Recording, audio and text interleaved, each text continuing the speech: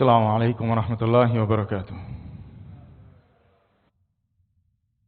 إن الحمد لله نحمده ونستعينه ونستغفره ونعوذ بالله من شرور أنفسنا ومن سيئات أعمالنا.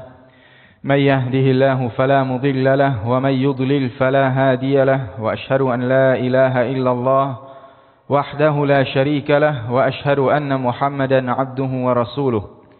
يا أيها الذين آمنوا اتقوا الله حق تقاته ولا تموتن إلا وأنتم مسلمون. يا أيها الناس اتقوا ربكم الذي خلقكم من نفس واحدة وخلق منها زوجها وبث منهما رجالا كثيرا ونساء، واتقوا الله الذي تساءلون به والأرحام إن الله كان عليكم رقيبا. يا أيها الذين آمنوا اتقوا الله وقولوا قولا سديدا يصلح لكم أعمالكم ويغفر لكم ذنوبكم، ومن يطع الله ورسوله فقد فاز فوزا عظيما. أما بعد، فإن أصدق الحديث كتاب الله، وأحسن الهدي هدي محمد صلى الله عليه وسلم، وشر الأمور محدثاتها، وكل محدثة بدعة، وكل بدعة ضلالة، وكل ضلالة في النار. رب اشرح لي صدري ويسر لي أمري واحلل عقدة من لساني يفقه قولي.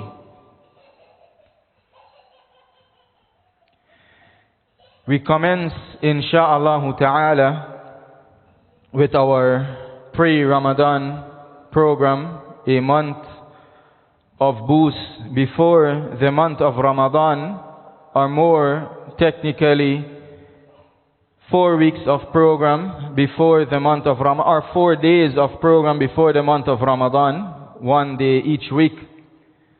And as some of you may have known, there was supposed to be another speaker, but he asked to be excused, and we tried to get some other guest speakers, but unfortunately they could not have made it.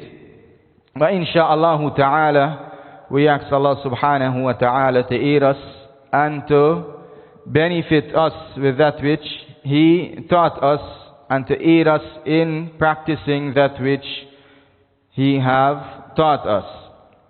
So insha'Allah ta'ala, as some of you may have seen, the topic of today's program is going to be Emaanan wah-Tisaaban. Emaanan wah-Tisaaban, and that is taken from the hadith of the Prophet sallallahu alayhi wa sallam, Man sama Ramadan Emaanan wah-Tisaaban ghufira lahu ma taqaddama min dhanbi. Whosoever fasts the month of Ramadan out of Iman and out of Ihtisab, his previous sins will be forgiven. So from this hadith, as we see this very great hadith, and to appreciate this hadith, we know that the Prophet sallallahu alaihi wasallam, he said that this action of fasting Ramadan out of Iman and out of Ihtisab, and in other narrations, the Prophet sallallahu alaihi wasallam, he said, whosoever pray during the month of Ramadan out of Iman and out of Ihtisab, whosoever stand during the night of Qadr out of Iman and out of Ihtisab, his previous sins will be forgiven. And that is a great reward from Allah subhanahu wa ta'ala. So it means that this action should not be taken lightly. Because as we know, the scholars of hadith, one of the way they will detect or sense a weak hadith is when you have a great reward for a very feeble or a very small action. And that you find a lot of the fabricated hadith on the Prophet sallallahu alaihi wasallam. It is from this type. You have do this very simple thing and you go to Jannah. Do this very simple thing and all of your sins will be forgiven. So this hadith, this authentic hadith that is collected in Bukhari and Muslim, and as we know, they are the two most authentic books after the Quran. It shows that this action is a great action that needs us to pay attention to it. And we should not take it lightly.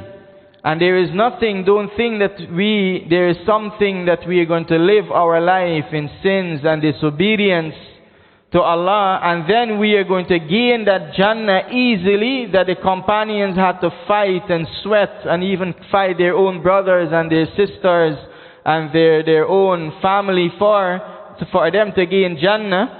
And we are deluded that, okay, we're going to come and we do this and we do that and we're going to go to Jannah easily. We should be careful of this mentality. So anytime we see any reward concerning Jannah, concerning being saved from the fire, pay attention to it, understanding properly so that we are not deluded. So back to the hadith of the Prophet sallallahu alaihi wasallam, as he say, whosoever fasts Ramadan out of Iman and out of Ihtisab, and we will explain those two things throughout this topic, this muhadara or this lecture, insha'Allah ta'ala. All of his previous sins will be forgiven. And from this hadith, as Sheikh Saleh Al-Fawzan, he mentioned, قد دلت النصوص على أن هذه المغفرة الموعود بها مشروطة بأمور ثلاثة. He said that the nusus, the Quran and the Sunnah, the text of the Quran and the Sunnah, it shows that gaining this reward, this forgiveness, it has three conditions. Al-awwal an yasum Ramadan Emaanan. The first is that you fast Ramadan out of Iman. The second, an yasumahu ihtisaban. The second is to fast Ramadan out of ihtisab. And we will go back to those meanings because we want to explain it properly.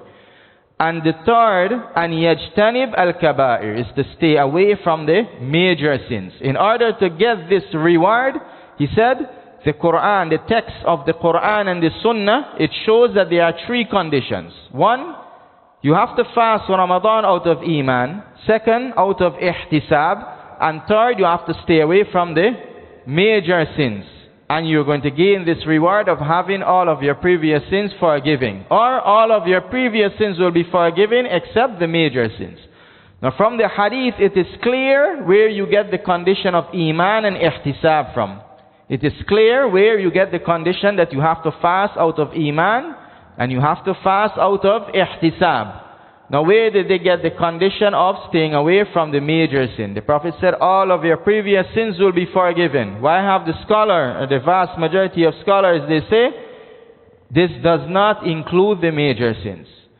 And they get this condition from other hadith and other verses. As the Prophet sallallahu alaihi wasallam, he said, الصلوات الخمس والجمعة إلى الجمعة ورمضان إلى رمضان مكفرات ما بينهن إذا اجتنب الكبائر.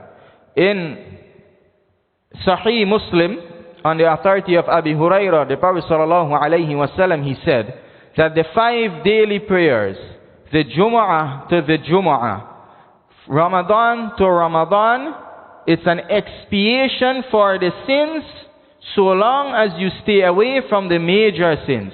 So here the Prophet sallallahu alaihi wasallam, he conditioned it with the staying away from the major sins. And know the actions that he mentioned: the 5 daily prayers, the Jumu'ah, and fasting the month of Ramadan. And these are the best of good deeds.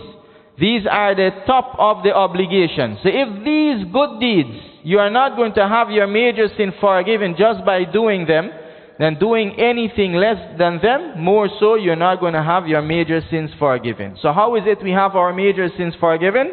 We have to do tawbah. We have to repent to Allah for those sins specifically. Or if those sins are hudud, where someone is living in a Muslim country where the Sharia is being established, and it transgress against any of the boundaries where there are capital punishment, and that capital punishment was established upon them, carried out upon them, then that is an expiation for them. As many of the scholars, they say that Allah is not going to punish them twice. So that is where they have this condition from. And Allah subhanahu wa ta'ala, He mentioned, إِن تَجْتَنِبُوا كَبَائِرَ مَا تُنْهَوْنَ عَنْهُ نُكَفِّرْ عَنْكُمْ سَيِّئَاتِكُمْ. If you stay away from the major sins, we are going to expiate for you the sayyi'at, which is the minor sins. So that is where they have this third condition from. Now back to our topic. What is the meaning of fasting Ramadan? Emaanan and Ihtisaban. Sheikh Salih al-Fawzan, he mentioned the meaning. أي إيمانا بالله ورسوله وتصديقا بفرضية الصيام وما أعد الله تعالى للصائمين من جزيل الأجر. He said that you fast in Ramadan, Emaanan, out of Iman, belief in Allah and His Messenger, testifying to the truthfulness that the fasting is an obligation, and out of Iman in that which Allah subhanahu wa ta'ala, out of belief in that which Allah subhanahu wa ta'ala has prepared for those who are fasting of great rewards. And he said, Ihtisaban means talaban lil ajri wa thawab. When you do something ihtisaban, you do it wanting the reward and wanting the bounties of Allah subhanahu wa ta'ala from that action. You do it because you know there is great reward in doing this action. And Allah subhanahu wa ta'ala is going to reward you and give you from His bounties and His favors in this world and in the hereafter. So that is what? That is why you do it. So you do it out for two reasons. One, you believe that this is the command of Allah subhanahu wa ta'ala. And you believe that Allah has made this obligatory upon you. So that is why you're going to fast. And also you know that there are great reward behind this fasting. And that is why you are fasting. And we're going to mention, as the Sheikh also he mentions, the opposite of this. And how is it we can increase our chance to be fasting out of Iman. The Sheikh he mentioned also, أي طلبا للأجر والثواب بأن يصومه إخلاصا لوجه الله تعالى. You do it out of wanting the reward and the bounty of Allah subhanahu wa ta'ala by fasting it sincerely for the face of Allah subhanahu wa ta'ala. لا رياء ولا تقليدا ولا تجلدا لئلا يخالف الناس أو غير ذلك من المقاصد. You don't fast to show off. You don't fast because it's your custom and tradition. You don't fast because you are afraid of the people. You are amongst the believers and you are afraid what they're going to say. You're not fasting. They're going to ask you, are you fasting? You're going to be afraid to say no. All of that goes against fasting, Emaanan, wah-Tisaaban. Goes against fasting, Emaanan, wah-Tisaaban, or other than that, from the maqasid or other objectives of fasting. Meaning you are fasting for other objectives, not for Iman and not out of ihtisab. بل يصومه طيبة به نفسه غير كاره لصيامه ولا مستثقل لأيامه بل يغتنم طول أيامه لعظم الثواب. And he's continued to say, rather you fast it and yourself, your soul, your mentality is pleased with this action. And you have no hate and no dislike for this fasting. And you don't find the fasting to be heavy and burdensome upon you. Rather, you would even find the long days to be an opportunity for you to gain more reward. And now look, all of this goes back to doing it out of Iman and out of Ihtisab. When you do it fully out of Iman, out of belief, and out of Ihtisab, wanting the favor of Allah subhanahu wa ta'ala, this is how your state of mind is going to be. This is how your consciousness is going to be. You are fasting because you know Allah has made it obligatory upon you. And you find pleasure in fasting. You don't find any dislike in fasting, any discomfort in fasting. With regards to your mental state, you're going to be hungry, you're going to be tired. Those are things, those are natural. Those are nature. You can't get away from that. But you, your mentality, your mindset, your state of consciousness, you don't have any hate for it. You find the long days. When you see that the day is going to be 16 hours, you're not like, I got to fast 16 hours. No, rather you are happy. This is an opportunity. I'm going to have 16 hours of fast. Register for me. Right? And we see how many of us, we have these challenge. Ramadan is coming, right? It's like a stress coming upon us. Ramadan is coming, we are fearful. So how we need to fix those things, and we're going to mention some guidelines insha'Allah ta'ala. Many Muslims, unfortunately, they are not fasting because it's an obligation, as the Sheikh mentioned. You might find someone, they are working among the Muslims, so they are fasting. But when they are back, they return home amongst their family, no one is fasting, they feel ease and they feel at comfort. They don't have to fast. No one is going to ask them, are you fasting? Definitely they were not fasting when they were fasting out of Iman, and they were not fasting out of Ihtisab, and they will not gain that reward from Allah subhanahu wa ta'ala. Yes, they are not going to be punished for not fasting. If someone fasts for the wrong reason, yeah, it's going to be ticked off. He completed his obligation of the 5 pillars of fasting, from the 5 pillars of fasting. But will he get any reward? He won't get that reward, because that reward is conditioned. That reward is conditioned. And Sheikh Muhammad ibn Salih al-Uthaymeen, he said, معنى قوله إيمانا واحتسابا أي إيمانا بالله عز وجل وتصديقا بقبره ومعنى احتسابا أي تحسبا للأجر والثواب المرتب على صوم رمضان. Same thing. He said that when you fast out of Iman, meaning you fast out of Iman in Allah. That is the drive why you are fasting. Your Iman in Allah is the drive, is the push why you are fasting on Ramadan. Nothing else. Not your tradition, you grow up fasting, you did this, your mother is watching you, your father is watching you, the people are going to ask you. Those are not the drive why you are fasting. What is the drive why you are fasting? You believe in Allah subhanahu wa ta'ala, and you testify to the truthfulness that fasting is obligatory upon you.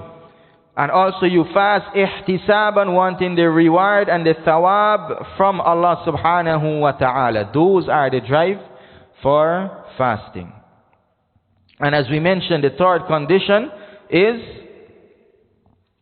that you stay away from the major sins. And at the end, insha'Allah ta'ala, we will give a brief summary of everything we mentioned. Now the question is, كيف نضمن لأنفسنا أن نعمل الأعمال إيمانا بالله واحتسابا لما عند الله? How is it we can guarantee for ourselves or increase the chance that when we're going to fast, it's going to be out of Iman and Ihtisab? Now the intention behind actions and the drive behind actions, many times it has to be worked on and developed. Let's say you come to the masjid, right?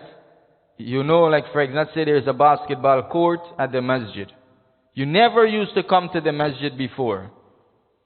Someone tell you there's a basketball court, there's a football ground or something, playground next to the masjid.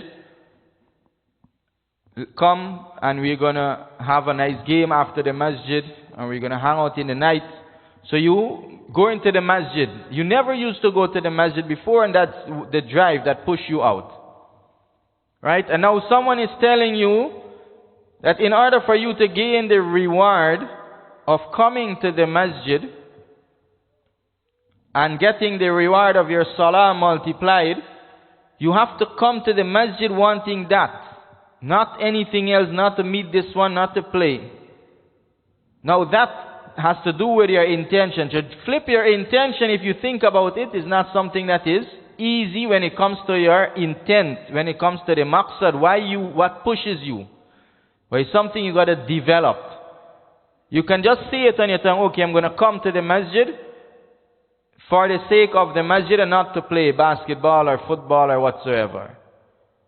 But then when, let's say, okay, they close down that basketball court or the football ground, you're going to find yourself, if that intention didn't really and truly change for the sake of Allah, what is going to happen? You're going to find yourself easy not being back at the masjid. Right? Because what? The drive behind that was not the Iman and the Ihtisab. And that's where the reality comes. When the test is there, that is where the reality comes about. So how is it we can help ourselves to develop that Iman and that Ihtisab? And even though we are speaking about Ramadan specifically, this can be used for everything. Memorizing Quran, reading Quran, Umrah, Hajj, every single thing in order to aid yourself to be doing it out of Iman and Ihtisab for Allah subhanahu wa ta'ala, these principles and guidelines can be used. So don't think it's only for Ramadan, but it's for everything. It's a general benefit, insha'Allah ta'ala.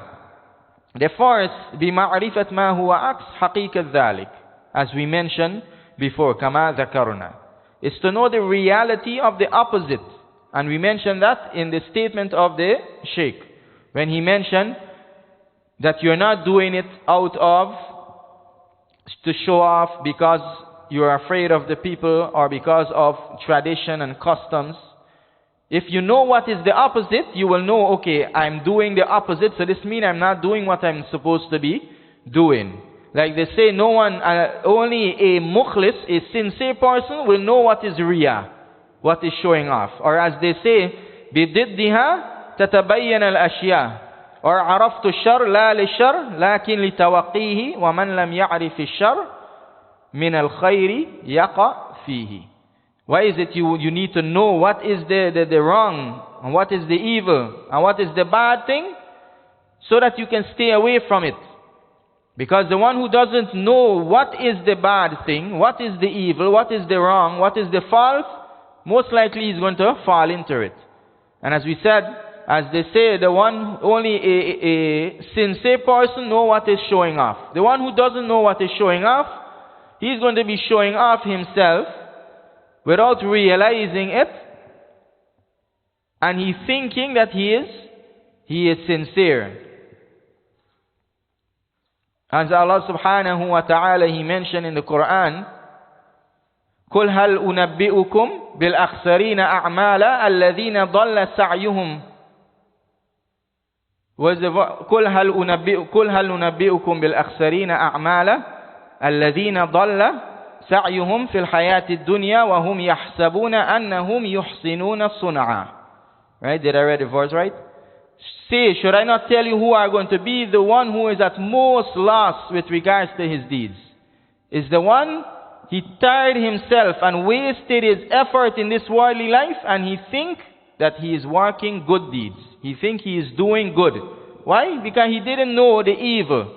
So he fall into the evil, he fall into the wrong, and he think that he is doing good. So that is why it's important to know where is the false and where is the wrong, so that you don't fall into it. So by knowing what is the bad intention, it will aid you to have the correct intention. So if you know that normally you are fasting because that's how you grow up, everyone is fasting, and you chill out, it's a month to chill out, you fast in the day, then you have a good time in the night. Or you know that you are fasting because your mother is going to ask you, your father is going to ask you, your grandfather is going to call you and ask you, did you fast today? And you don't want to lie to them. Right? You know you got to fix something. But if you are always comfortable with these intentions, you will never fix anything. So that's the first way to try to rectify that state of making our actions Emaanan wah-Tisaaban for Allah subhanahu wa ta'ala. And the second is بتقوية إيماننا حتى يزداد الاحتمال لأن نعمل إيمانا والانتباه إلى حقيقة الإيمان الصادق حتى لا نكون في غفلة عما نحتاج إلى تقويته أو نتوهم بأننا في حالة من الإيمان التام فنرتاح في أمره. The second way to increase the chance that we are going to do our good deeds out of Iman in Allah and out of Ihtisab for His reward is by working to increase our Iman itself. That Iman, work to increase it until we can reach close perfection or to the best that we can do to strengthen our Iman. Because the more strong your Iman is, the higher the possibility is going to be for your action to stem from that Iman. But if your Iman is weak, the lower the possibility is going to be for your action to stem from your Iman. And that is very obvious. Right? If you don't have a high Iman, then there is a less possibility that what you are doing stems from Iman, because there is no Iman really there. So how is it you're going to be doing things out of Iman if there is no Iman, or if the Iman is weak in the first place? And also by knowing what is the reality of a complete Iman. And we're going to deal with that briefly, inshallah. The reality of a complete Iman. Because most of us, unfortunately, we are at ease and at rest with regards to our Iman. And we think, we believe, and we don't have any concern. And we don't strive on a daily basis or on a weekly basis or even on a monthly basis to increase and keep our Iman strong. So we are at that ease. Why? Because we don't know what is the reality of a complete Iman. And we will mention the reality of a complete Iman from the Quran itself. But look at this verse to show the state of some of the Bedouin. They were exactly like us in that state, thinking that they have Iman, meaning complete Iman. In the famous verse of Surah Hujurat, قالت الأعراب آمنا قل لم تؤمنوا ولكن قولوا أسلمنا. The Bedouins, they said that we believe. Amanna, we have Iman. And what they meant was complete Iman. They said we believe, we are believers. They didn't mean the general belief. They meant they are believers, they have complete Iman. Allah subhanahu wa ta'ala said, قُلْ لَمْ تُؤْمِنُوا, say you did not believe, meaning you don't have complete Iman. Rather say قُولُوا أَسْلَمْنَا, rather say that you have accepted Islam. Now when these two words are used together, Islam and Iman, right? What is meant by the Iman there is the complete, full Iman. Right? What is meant by the Iman is complete, full Iman. We can say that we are a believer, we have Iman. If we meant the general Iman, we are all believers, we are all Muslims. If it is a synonym to Islam. But if when you say I have Iman, you mean that you have complete Iman, then that is tazkiyat an-nafs, that you are purifying your soul or praising yourself. وَلَا تُزَكُّوا أَنفُسَكُمْ, as Allah said, don't claim to have taqwa, don't purify yourself, don't praise yourself with regards to your taqwa, with regards to your Iman, because Allah knows best who is more fearing of Him. And then Allah continued to say, وَلَمَّا يَدْخُلِ الْإِيمَانُ فِي قُلُوبِكُمْ, rather Iman has not yet entered into your hearts, meaning fully and completely. And then in the next verse, Allah subhanahu wa ta'ala is going to mention the reality of Iman, and we're going to get back to the next verse right after this verse. So if we were to look to what is complete Iman, as we mentioned, as Allah described complete Iman, and the Prophet sallallahu alaihi wasallam described complete Iman, and those signs of a complete Iman, we're going to see that we have a lot to work on.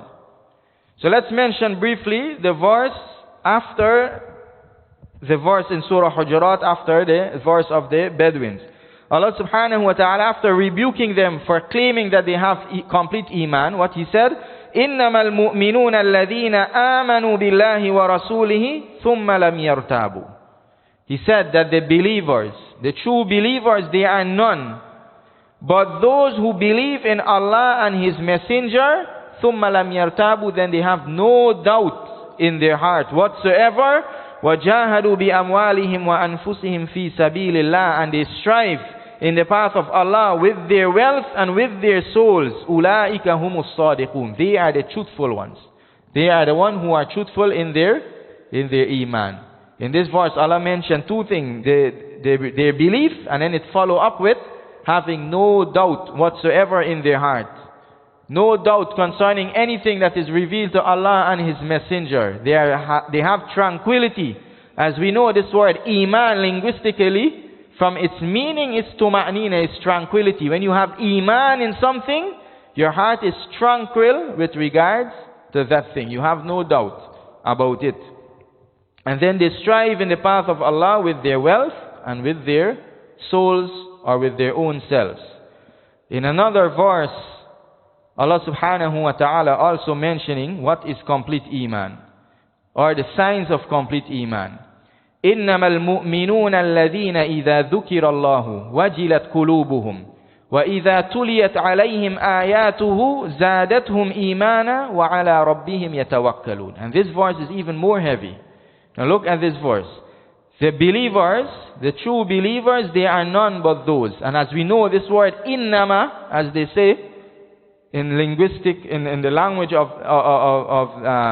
the Arabs, when you use innama, is for hasr, meaning this thing is nothing but this. If you say innama hadha tabib, this man is nothing but a doctor, he does it, right? It's for restriction, confinement. You're confining this thing to this. So Allah subhanahu wa ta'ala says, innamal mu'minun, the believers, they are none but those إِذَا ذُكِرَ اللَّهُ, when Allah is mentioned, وَجِلَتْ قُلُوبُهُمْ, their hearts tremble. وَإِذَا تُلِيَتْ عَلَيْهِمْ آيَاتُهُ زَادَتْهُمْ إِيمَانًا, and when His verses is recited to them, they increase in iman. وَعَلَى رَبِّهِمْ يَتَوَكَّلُونَ, and they only rely upon their Lord.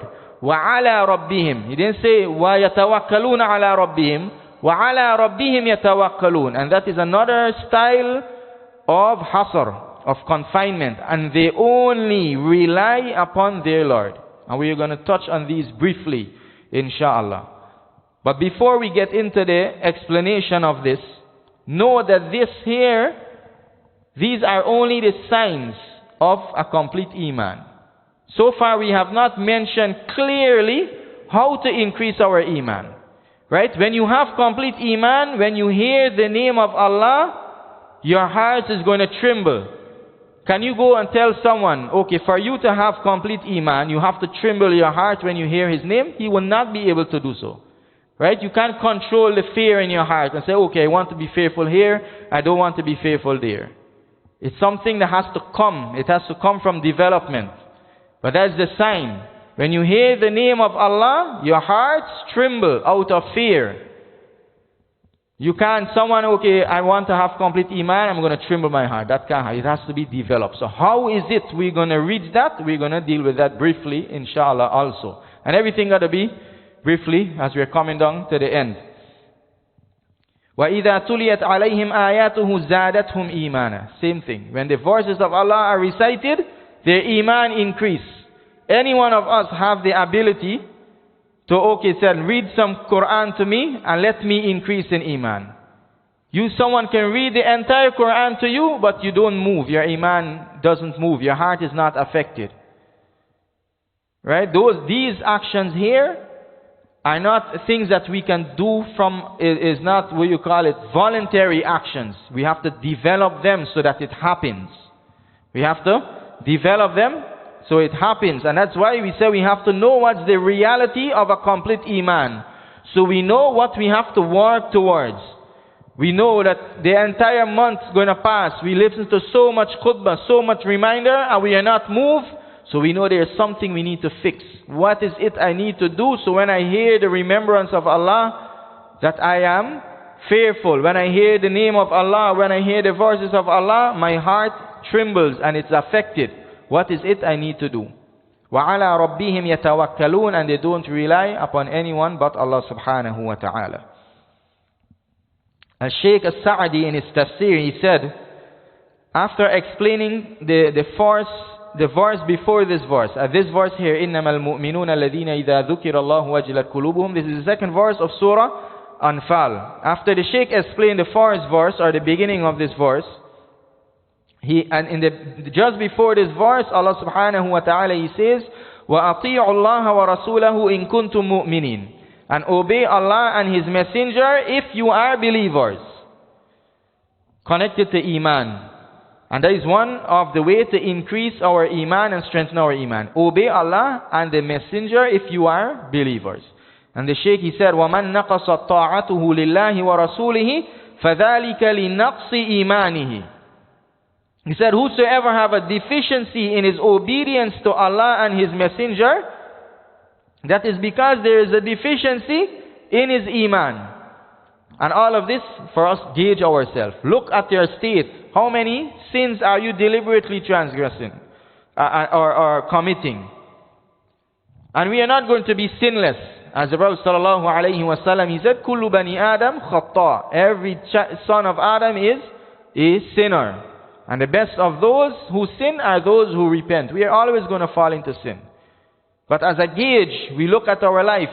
How many things are we giving into? And are we sinning, deliberately doing, and we are depending, oh, Allah is most merciful. He said, وَمَنْ نَقَصَ طَاعَتُهُ لِلَّهِ وَرَسُولِهِ فَذَلِكَ لِنَقْصِ إِيمَانِهِ. Whosoever have a deficiency in his obedience to Allah and His Messenger, that is a sign that there is deficiency in his iman. And there is another thing for us to gauge ourselves with. We mentioned these signs, the trembling of the heart, increasing of iman when the signs of Allah is recited, being relying upon Allah subhanahu wa ta'ala. Also, our general obedience to Allah and His Messenger is a sign of the state of our iman. And then he continues to say, وَلَمَّا كَانَ الْإِيمَانُ قِسْمَيْنِ إِيمَانًا كَامِلًا يَتَرَتَّبَ عَلَيْهِ الْمَدْ وَالثَّنَاء وَالْفَوْزَ التَّامُ وَإِيمَانًا دُونَ ذَلِكَ ذَكَرَ الْإِيمَانَ الْكَامِلِ. And the Shaykh, he said that since there are two types of iman, you have the complete iman, and that complete iman that is praised and that Allah subhanahu wa ta'ala will reward, and that complete iman is where you're going to be successful with. He said that Allah subhanahu wa ta'ala, He mentioned the complete iman and the state of the complete iman. So you have two states, you have two types of iman. You have the complete iman and you have incomplete iman. And Allah subhanahu wa ta'ala in this verse, He's talking about the complete iman, because the complete iman, that is what is praised, that is what is going to be rewarded, that is from that complete iman is how we're going to be successful. So Allah subhanahu wa ta'ala, He mentioned, and He said, فَقَالَ إِنَّمَا الْمُؤْمِنُونَ الْأَلِفُ وَاللَّامُ لِلْإِسْتِغْرَاقِ لِلشَّرَائِعِ الْإِيمَانِ. Allah subhanahu wa ta'ala, He says, إِنَّمَا الْمُؤْمِنُونَ, the believers, they are none but. And as we know that the alif and lam in the Arabic language, it can indicate different things. It can indicate, as they call it, istighraq al-jins, meaning when Allah says innamal mu'minun, verily the believers, meaning the complete believer, that is complete in all of the different elements of iman. Listighraq lishara'i al-iman. Alladhina idha dhukira Allahu wajilat qulubuhum. They are those when Allah's name is mentioned, or when Allah is mentioned, or they are reminded of Allah, their hearts tremble. Khafat wa rahabat. فأوجبت لهم خشية الله الانكفاف عن المحارم فإن خوف الله أكبر علاماته أن يحجز صاحبه عن الذنوب. He said that what is meant by when the name of Allah is mentioned, that their hearts tremble, meaning it is afraid. It is afraid, and it trembles out of fright of Allah subhanahu wa ta'ala. And that khashya, that fear of Allah subhanahu wa ta'ala, necessitates that we stay away from the prohibition of Allah subhanahu wa ta'ala.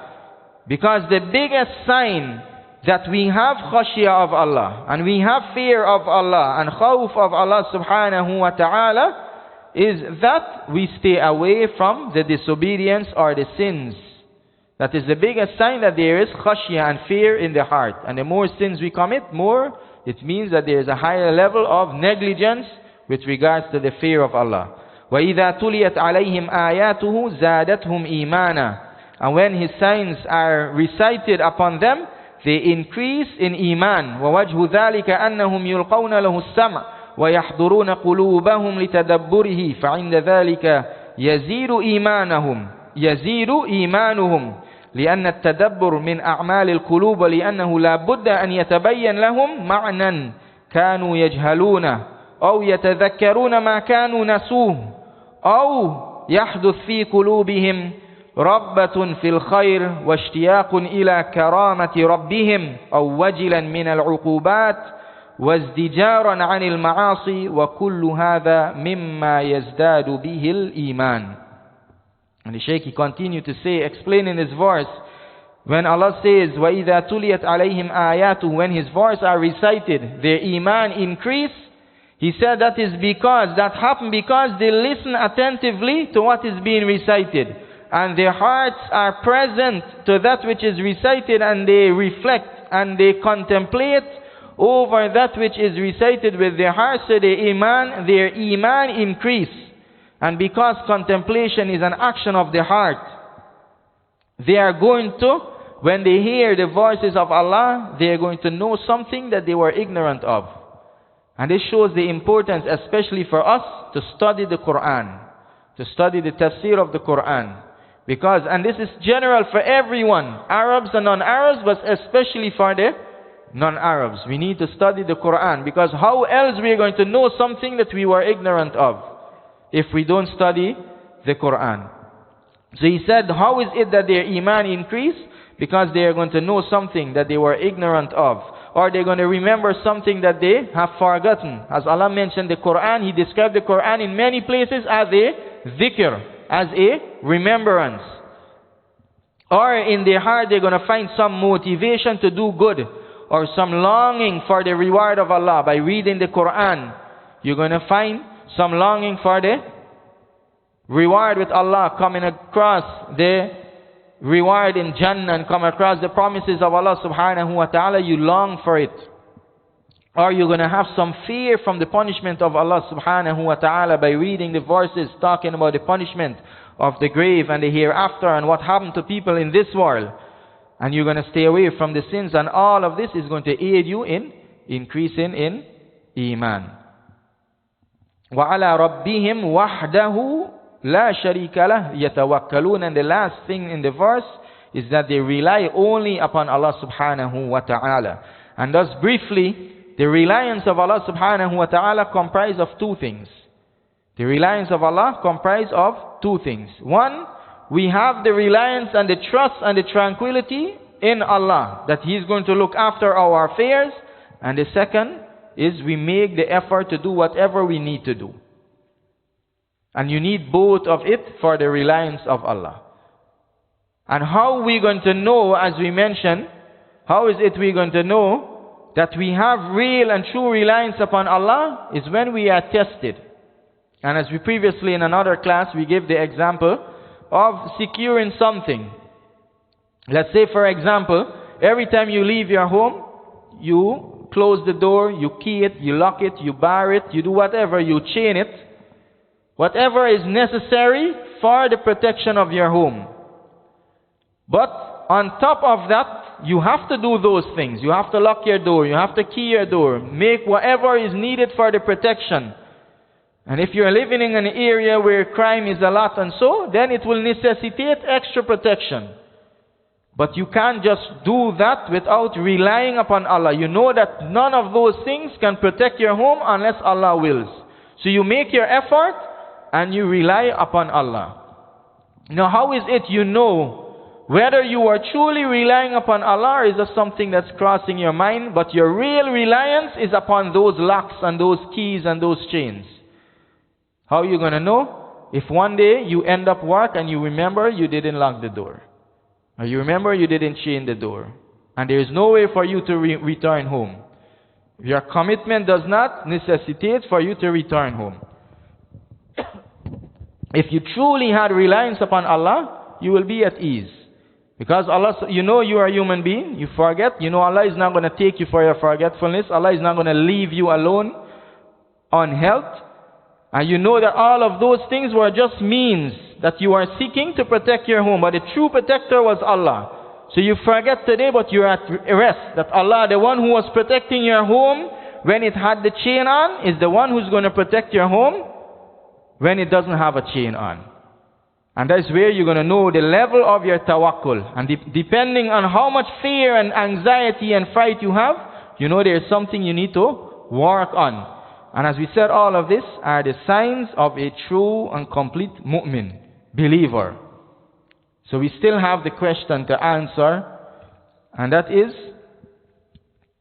how is it we're going to increase our iman? If we were paying attention, many of the things we mentioned indicates what we need to do to increase our iman. But we're going to mention them specifically. But I just want to share two hadiths of the Prophet sallallahu alaihi wasallam, which also shows some of the signs of a complete believer. The first hadith is the Prophet sallallahu alaihi wasallam. He said, "La yu'minu ahadukum hatta akuna ahabba ilayhi min waladihi wa walidihi wa nasi ajma'in." Very famous hadith. None of you truly believes until I become more beloved to him than his child, his parent, and all of mankind. And all of mankind including your own self. Right? Very famous hadith. And all of us, we have that claim that we love Allah and His Messenger more than anything. But what is the reality? When we have to choose between Allah's pleasure and the pleasure of the people, who are we choosing? And it is something we need to look at, especially for the young people towards the older, the adults and their parents. And also the parents with regards to what they are forcing upon their children. How many times sisters want to wear the hijab, but their mother is going to get angry if they do so. Their aunt is going to get angry if they do so. Their grandmother is going to get angry if they do so. Their friends are going to make fun of them. And right? Now if you worry about your mother being angry, let's mention the mother, because there's no one over the mother with regards to who we need to take into consideration. And we need to love Allah and His Messenger more than the mother. And as the Prophet ﷺ, he said there is no obedience to the creation when it comes to, if it's going to lead to the disobedience of the Creator. So you know your mother is going to get angry if you wear the hijab or you dress properly. Let's say, okay, there's not even the hijab. Let's say dress properly. You want to wear a full gown that is not showing the shape of your body or is not transparent at any spot. Your arms are not showing, your legs are not showing or something. Or is not attractive within itself. Because the purpose of the clothing for women, one of the main purpose is so that there won't be any fitna. But many of the clothes is a bigger fitna than if they were to walk around naked. Because people will most likely turn away. They want to see a naked woman coming. Right? It's disgusting. You understand? If a naked woman walking around in public, compared to someone who is dressed up too attractive, who will people more look towards? So you have your mother want you to dress this way that is disliked and hated and that will anger Allah subhanahu wa ta'ala. Rather the Prophet sallallahu alayhi wa sallam, he mentioned some group of women, they're going to be in the fire of hell because of how they dress. But if you're going to put all of that at the side and worry about your mother being angry or upset, then it's a practical example that you do not love Allah and His Messenger more than your mother. And you do not care, you do not worry about Allah's anger more than your mother's anger. Same thing for the brothers. You want to grow your beard. You want to dress properly. You want to dress decently. You want a good, decent hairstyle. You want to wear your pants how the Prophet ﷺ used to wear his garment. Whether it's obligatory, whether it's an obligation or whether it's a sunnah. But you want to be like the Prophet ﷺ. But you know your father is going to be angry if you grow your beard. He's going to say, look, you look so bushy, you look like you came out of the cave. You're afraid of what your uncle is going to say, your grandfather is going to say. Those are practical ways to gauge ourselves. Are we really loving Allah and His Messenger more, or are we really loving our family, our parents, and the rest of mankind more? And those are examples. Why? What is the topic? Complete Iman. We want to be conscious of what is complete Iman so we know what work we need to do. And the next hadith of the Prophet ﷺ, he said, ثَلَاثٌ مَنْ كُنَّ فِيهِ وَجَدَ بِهِنَّ حَلَاوَةَ الْإِيمَانِ. There are three things. Whosoever have these three things, they will find the sweetness of Iman, وَطَعْمَهُ, and the sweet taste of Iman. أَنْ يَكُونَ اللَّهَ عز وجل ورسوله أحب إليه مما سواهما. That Allah and His Messenger is most beloved to Him than anything else. And this is mentioned in the previous hadith. وأن يحب في الله وأن يبغض في الله. That He loves for the sake of Allah and that He hates for the sake of Allah. وأن توقد نارا عظيمة وأن توقد نار عظيمة فيقع فيها أحب إليه من أن يشرك بالله شيئا. That he be thrown into a fire, a great fire, is most beloved to him, more beloved to him than for him to associate partners with Allah subhanahu wa ta'ala. And whosoever have these three things, and we explain the first part, Allah and His Messenger is more beloved to us than anything else. We love and we hate for the sake of Allah subhanahu wa ta'ala. And that we hate, that we rather be thrown into a fire than want to associate partners with Allah subhanahu wa ta'ala. These are signs of a complete Iman. And just to note one thing, when the Prophet ﷺ, he said love and hate for the sake of Allah. And this here, how we know if we are loving and hating for the sake of Allah is what is triggering that love. You have a natural love, and that is not included here. You naturally love your mother, you naturally love your father, whether they are a disbeliever or whether they are a criminal. You will naturally love your children no matter what. But when it comes to the disobedience of Allah, right? This person, he is a fajir, a disobedient individual. He have no natural relationship with you, no reason for you to love him. But you are in love of him for the sake of the dunya. As the scholars, they mention in this hadith, in the explanation of this hadith, that you don't love for any worldly reason. The reason why you're going to love or hate this individual is based on his relationship with Allah subhanahu wa ta'ala. If he's obedient and good with regards to his deen, you love him. If he's disobedient, you have a hate for him. Why? Because of his state with Allah subhanahu wa ta'ala. And know that love is an action of the heart. It's not an action of the limbs. Love is an action of the heart. Not you can hate this person, you go hit him, you go stomp on him, you pelt him, you block his driveway, you air down his tire. Those are not love. Those are not hate. Those are transgression. That is deserving of being punished.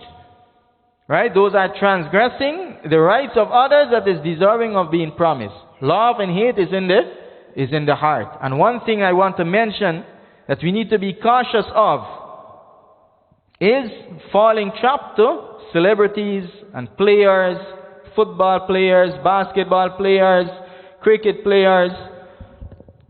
Many of us, unfortunately, we have a love for these individuals and we go crazy for them, even though their entire life is a reflection of all of the disobedience of Allah.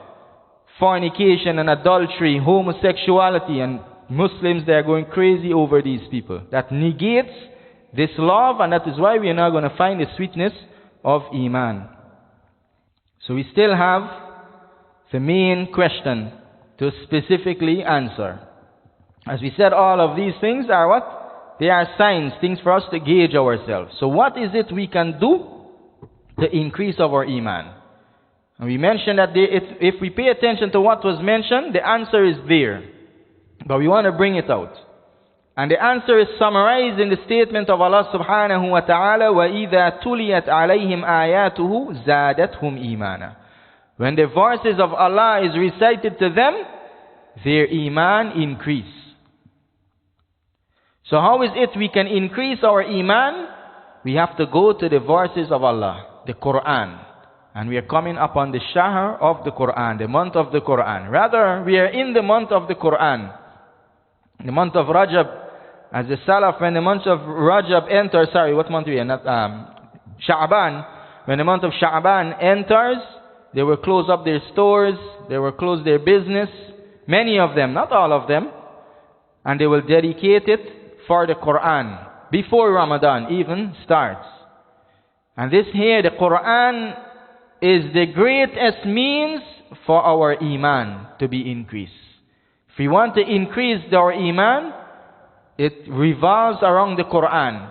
But as we said, we have to study the Quran, recite the Quran, understand its meaning, understand its message, contemplate over it. Throughout the Quran, you have verses speaking about Allah subhanahu wa ta'ala, describing Allah, describing the greatness of Allah subhanahu wa ta'ala, describing the greatness of the signs of Allah and the creation of the heavens and the earth.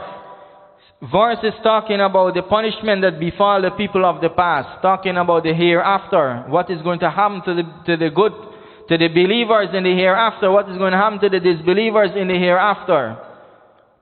All of these things, reflecting over it, studying it, after a while you're going to find that your Iman is going to increase. So that is the number one, and if we only stick to that, and also following the commandments of Allah subhanahu wa ta'ala, as we mentioned with Surah Al-Anfal, that the obedience to Allah and His Messenger are two clear signs of the level of our Iman. So if we were to summarize, for example, our relationship with the Quran, or how is it we can increase our Iman in a practical way, in 4 points. How is it we can increase our Iman in a practical way in 4 points? The first is al-ilm wal-amal al-salih, is having knowledge and doing righteous deeds. Put that in one. Ilm and amal, knowledge and doing righteous deeds. As Allah subhanahu wa ta'ala says, وَأَطِيعُوا اللَّهَ وَرَسُولَهُ إِن كُنتُم مُؤْمِنِينَ. Obey Allah and His Messenger if you are believers. And as Imam Sheikh As-Sa'di, he mentioned that a deficiency in our obedience is a deficiency in our Iman. And how is it we are going to be obedient to Allah if we don't have knowledge of what we need to do, and also knowledge of Allah subhanahu wa ta'ala, and knowledge of the commandments of Allah and the names and the attributes of Allah, knowledge of the 6 pillars of Iman and what it necessitates. That is the number one way we are going to increase, and we have to act upon that knowledge or it will not make any sense. That's the first point. If you don't remember anything except how to increase your Iman, just remember how to increase your Iman in these 4 points. So these 4 points are 4 things that we can do, and our Iman is going to naturally increase, inshallah. Constantly seeking knowledge, and the foundation of our knowledge has to be the Quran. وَإِذَا تُلِيَتْ عَلَيْهِمْ آيَاتُهُ. As Allah mentioned, when the verses of Allah is recited upon them, their Iman increase. So if the foundation of our knowledge has to be the Quran, and unfortunately we are studying everything except the Quran, and that's why our state is not changing year after year and months after months. Our state is not changing. How many people you see dedicated to study and so, but yet they are doing the worst thing, yet you don't want to be with them, because we are studying everything except the Quran. So that is the first, is knowledge and acting upon that knowledge.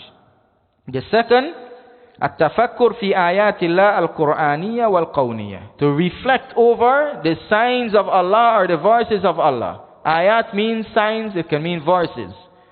Reflect over the verses of Allah, meaning in the Quran, and reflecting over the signs of Allah, those that are mentioned in the Quran, and the signs with regards to His creation.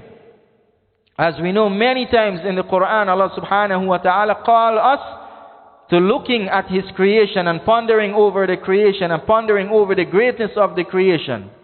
If you go out at the sea, in the open sea, and not reflect over the ocean and reflect over the sky and how expansive it is and how magnificent it is, then when you think about the one who created it, you stand before a mountain range or a range of mountains, and you are so small or miniature, what's the word? Minute towards that mountain. Now what you think about? The creator of the mountains. And now we have the ability to see what is happening in the open space, and how wide and expansive is the space. And there is nothing that is greater than Allah subhanahu wa ta'ala. The third, al-bu'd anil ma'asi, staying away from sins. And as we mentioned this many times, we have to stay away from sin. There shouldn't be any sin that we give into. We are not going to be free of sins, but there shouldn't be any sin that we give into. Okay, I'm going to commit this sin, and Allah is most forgiving. We should be working upon ourselves. The Prophet sallallahu alayhi wa sallam said, مَا نَهَيْتُكُمْ عَنْهُ فَاجْتَنِبُوا وَمَا أَمَرْتُكُمْ بِهِ فَأْتُوا مِنْهُ مَا اسْتَطَعْتُمْ. He said, what I prohibit you from, stay away from it, and what I command you to do, do it to the best of your ability. Where He put the ability? When it comes to doing what He commands. But when it comes to staying away from the sin, is not staying away to the best of your ability. You have to stay away from sins. And this is for all of us, but we are going to be sinful, but try our best not to have any sin that we give into. Okay, I'm going to commit this little sin and that little sin. That is going to take away from our Iman. And the fourth, and this is a major element in preserving our Iman and strengthening our Iman. اجتناب الرفقة أو الأصحاب السيئة أو التعلق بأصحاب السوء, is staying away from bad company, or having any connection with bad company. Any connection or with bad company and staying away from bad company. And what I meant by staying away from bad company is having them as friends and companions that you hang out with, you gaff and you chill out with. Stay away from bad company. They are the biggest influence, and they are one of the biggest means why our iman is going to always be low, and they may influence you and even take away your iman completely. Evil company. And how many people we see that they were upon uprightness and steadfastness, and they braved bad companies and they got carried away. Many people. I had many friends, many of you have friends that you can give me even more stories, that were in front of me in my school back home, from good family, but they all made that one mistake. Bad company. They want to hang out with the wrong company to play basketball, play cricket, play football, and they got carried away easy and easy. So these, as we mentioned in the beginning, we mentioned some of the signs of complete iman. So before we wrap up, since we have some time inshallah, I want to mention a statement of Ibn al-Qayyim describing the state of someone who has complete iman. Yusuf and Ahmad, Muhammad, I know you guys' name, right? If I know your name, you can't misbehave. Ibn al-Qayyim rahimahullah, he said, فَإِنَّ طِيبَ النَّفْسِ وَالسُّرُورَ الْقَلْبِ وَفَرَحَهُ وَلَذَّتَهُ وَابْتِهَاجَهُ وَطُمَأْنِينَتَهُ وَانْشِرَاحَهُ ونوره وسعته وعافيته من ترك الشهوات المحرمة والشبهات الباطلة هو النعيم على الحقيقة ولا نسبة لنعيم البدن إليه. Ibn al-Qayyim, he said that the goodness of the soul and the happiness of the heart and the joy or the excitement of the heart and the sweetness of the heart and the pleasure of the heart and its tranquility and its ease and its light and its expansiveness, meaning not being in a state of constrictment, feeling narrow, and being safeguarded from sins or shahawat, prohibited, forbidden desires and misconception, and staying away from false ideologies and misconception. He said if you can get the heart, if it's in this state, he said that huwa an-na'im ala al-haqiqa, that is the complete bliss. That is the reality of a complete bliss. If you can have your heart in this state, a state of happiness and tranquility and pleasure and sweetness and being free from sins and desires and misconception and false ideology. And he said that happiness, that bliss that your heart is going to be in, there is nothing that can be compared to it. The bliss or the enjoyment of the limbs can't be compared to it. And then he mentioned the statement of some of the righteous people. And he said, فَقَالَ بَعْدُ مَنْ ذَاقَ هَذِهِ اللَّذَّةِ, some of those who taste this sweetness. And all of this, why I'm mentioning this, is this sweetness, it stems from complete iman. As we mentioned with the hadith of the Prophet sallallahu alaihi wasallam. He said some of the people, they say, some of the righteous, who taste this sweetness, لَوْ عَلِمَ الْمُلُوكُ وَأَبْنَاءُ الْمُلُوكِ مَا نَحْنُ فِيهِ لَجَالَدُونَ عَلَيْهِ بِالسُّيُوفِ. He said that the kings, if the kings and the son of the kings, they know of the happiness and the sweetness that we are living in, they will fight us with swords. When you see scholars and righteous people, they don't care about getting rich and this and that and this, and running here and running there and all of those things, and you wonder what is wrong with them. This is what is wrong with them. If their reality is as it's apparent, if what they are hiding is as it's apparent, then this is what is wrong with them. They have tasted that sweetness. And why everyone is running behind the dunya is for sweetness of life. So if they have it, what is the use? They go look for it.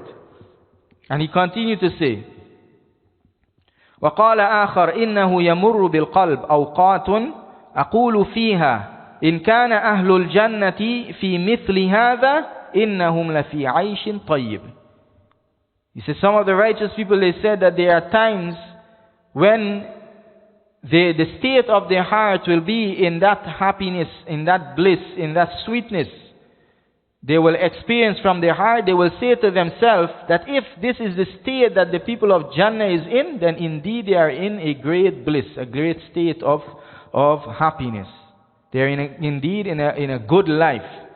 Because he's experiencing some bliss, some sweetness in his heart, to that extent that he said, if this is what we're going to get in Jannah, then indeed it is a good life to live. Because he tastes it in this dunya, and he tastes something that is far above anything that we have in this dunya.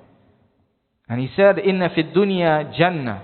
Hiya fi dunya kal jannati fil akhirah. Man lam yadkhulha lam yadkhul jannat al akhirah. He said, in this dunya, there is a jannah. It is in this dunya like the jannah of the hereafter. He said, in this dunya there is a jannah, right? And he's talking about what? The same jannah of the heart. That same paradise of the heart, that sweetness, that enjoyment, that bliss that you find within yourself. You can be living physically in misery. Don't have anything, nothing to eat, nothing to drink, nowhere to live. But this Jannah is in your heart. He said, whosoever doesn't enter this Jannah, they will not enter the Jannah in the hereafter. And that's generally speaking. And what testifies to this? All of the verses we mentioned and hadith, where Allah and the Prophet ﷺ, they describe what? The complete Iman. Where they describe what is complete Iman and the signs of a complete Iman. So when we read all of this and know what are the signs of the complete Iman, and we will do a quick review insha'Allah ta'ala, we know that we have something to work for. But if we don't know what is complete Iman, we will be chilled out and we will be relaxed and think that everything is going good. And as Allah subhanahu wa ta'ala, He mentioned about those who will be in Jannah, that in this world they were in a state of fright. They were fearful of Allah. As Allah subhanahu wa ta'ala says, إِنَّا كُنَّا مِن قَبْلُ فِي أَهْلِنَا مُشْفِقُونَ. We used to be fearful amongst our family. وَالَّذِينَ هُمْ مِنْ عَذَابِ رَبِّهِمْ مُشْفِقُونَ. They are those who they used to be fearful of the punishment of Allah subhanahu wa ta'ala. And on the contrary, the people of the fire of hell, what was one of their problem? They were at ease and they relaxed in this dunya and they had no fear. إِنَّهُ كَانَ فِي أَهْلِهِ مَسْرُورًا. He was amongst his family, masroor, happy, chilled out, relaxed, having no fear, no worries. So we need to look at our state. Are we having worries? Are we having fear with regards to the hereafter? Or are we chilled out and relaxed and thinking everything is going to be okay? And if that is the state, we know that we have to work upon something. We have to work upon ourselves. Now there is one part of the hadith remaining. Which hadith? The main topic, which is to fast Ramadan out of Iman and out of Ihtisab. We dealt with the first part, how to increase our chance to fast Ramadan out of Iman by building our Iman. And by showing the signs of a complete Iman and what we can do to increase our Iman. Now what is it we can do to increase the chance of doing it ihtisaban? And we said doing it ihtisaban, meaning the reason, the drive, the push why you are fasting is you want the reward behind the fasting. As we mentioned with regards to the Iman, the reason, the drive, the push with regards to why you are fasting is Iman. You believe in Allah and you want the reward that is with Allah subhanahu wa ta'ala. And the contrary, the opposite of that is fasting, as the Shaykh mentioned, out of custom, out of tradition. You fear that the people are going to ask you, are you fasting? And you don't want to say no, so you fast. All of that contradicts fasting out of Iman and fasting out of Ihtisab. So what is it we can do to increase the chance that we are fasting Ihtisaban? We dealt with Emaanan. Firstly, the exact same thing that we do to increase our Iman is going to increase our chance to do it Ihtisab.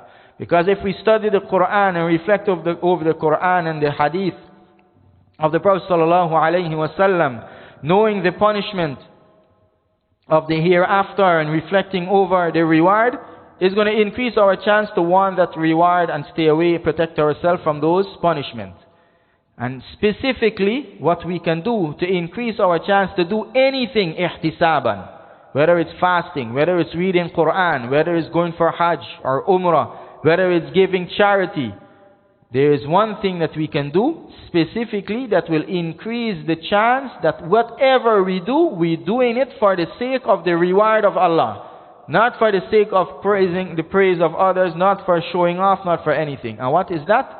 Is focusing on the Iman of Allah and the Iman of the Day of Judgment. Focusing on those two things. The belief in Allah and the belief in the Day of Judgment.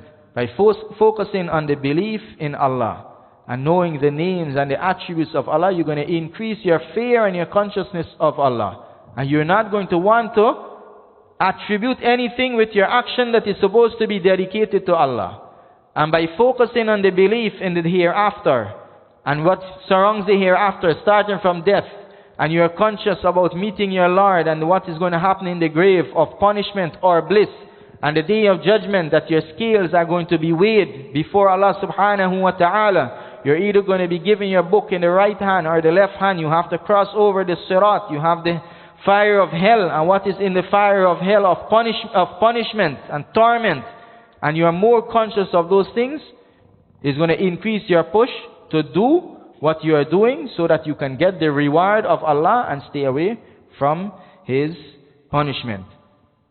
And in the end, we end with the hadith of the Prophet sallallahu alaihi wasallam, the end of the muhadara, before the summary, to know that the month of Ramadan is not something to take lightly. The month of Ramadan should not be taken lightly.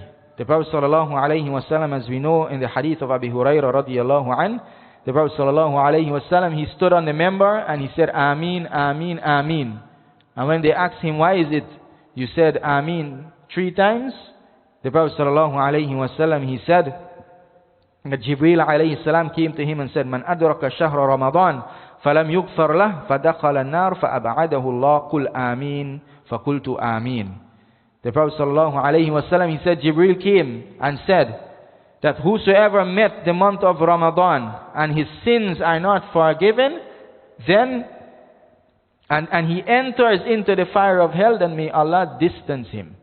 That severe dua, he met the month of Ramadan, his sins are not forgiven, and he enters into the fire of hell, may Allah distance him. And in Jibreel alayhi salam told the Prophet sallallahu alaihi wasallam, say Ameen, and the Prophet sallallahu alaihi wasallam say Ameen. So let's not take Ramadan lightly. And as the hadith mentioned, whosoever fasts Ramadan out of Iman and Ihtisab, ghufira lah. How is it we're going to gain the forgiveness of Ramadan? We have to fast out of Iman and we have to fast out of Ihtisab. And that was the topic of our muhadara, our lecture. So we ask Allah subhanahu wa ta'ala to aid us in fasting Iman and Ihtisab. And we ask Allah subhanahu wa ta'ala to aid us in increasing in Iman and gaining that complete Iman and that sweetness of Iman. And as we said, we just give a quick review. The first point we mentioned is the condition to gain the forgiveness of Ramadan is we have to fast Emaanan, we have to fast Ihtisaban. Emaanan means the drive is the Iman, and Ihtisab means the drive is we are doing it to gain the reward of Allah subhanahu wa ta'ala. And the third condition is to stay away from the major sins, and we explain where this condition came from. And then we mentioned some of the signs of complete Iman, so we will know how to gauge ourselves. إِنَّمَا الْمُؤْمِنُونَ الَّذِينَ إِذَا ذُكِرَ اللَّهُ وَجِلَتْ قُلُوبُهُمْ. The believers, the true believers, they are those when Allah's name is mentioned, their hearts find fear, their hearts tremble. وَإِذَا تُلِيَتْ عَلَيْهِمْ آيَاتُهُ زَادَتْهُمْ إِيمَانًا. When the verses of Allah is recited to them, they increase on Iman and they rely only upon Allah subhanahu wa ta'ala. And among the signs of complete Iman is we have no doubt in that which Allah and His Messenger came with. إِنَّمَا الْمُؤْمِنُونَ الَّذِينَ آمَنُوا بِاللَّهِ وَرَسُولِهِ ثُمَّ لَمْ يَرْتَابُوا. That the true believers are those who believe in Allah and His Messenger, then they don't have any doubt. وَجَاهَدُوا بِأَمْوَالِهِمْ وَأَنفُسِهِمْ فِي سَبِيلِ اللَّهِ. And they strive in the path of Allah with their wealth and with their self. And the hadith of the Prophet sallallahu alaihi wasallam is we love we don't love anyone, whether it's our children, whether it's our parents, more than we love Allah subhanahu wa ta'ala, and we love and we hate for the sake of Allah subhanahu wa ta'ala, and we hate to return to disbelief or to go to fall into disbelief the same way we will hate to be thrown into a fire of hell. And then we end off, how is it more practically we can increase our iman with the 4 points? Is knowledge, righteous deeds, those were one, ilm wal amal, knowledge and righteous deeds, reflecting over the signs of the Quran and the signs of the universe, staying away from sins and staying away from bad companies. And with that, insha'Allah ta'ala, we're going to increase our iman. And when it comes to our chance of ihtisab,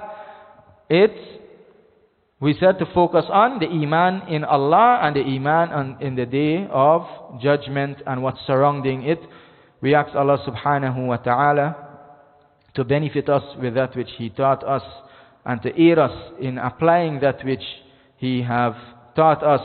And we ask Allah subhanahu wa ta'ala, we thank Allah subhanahu wa ta'ala to bless us with this opportunity and with this gathering, and to bless this gathering and not to make any one of us leave this gathering except that He has forgiven us and He is pleased with us coming to this gathering.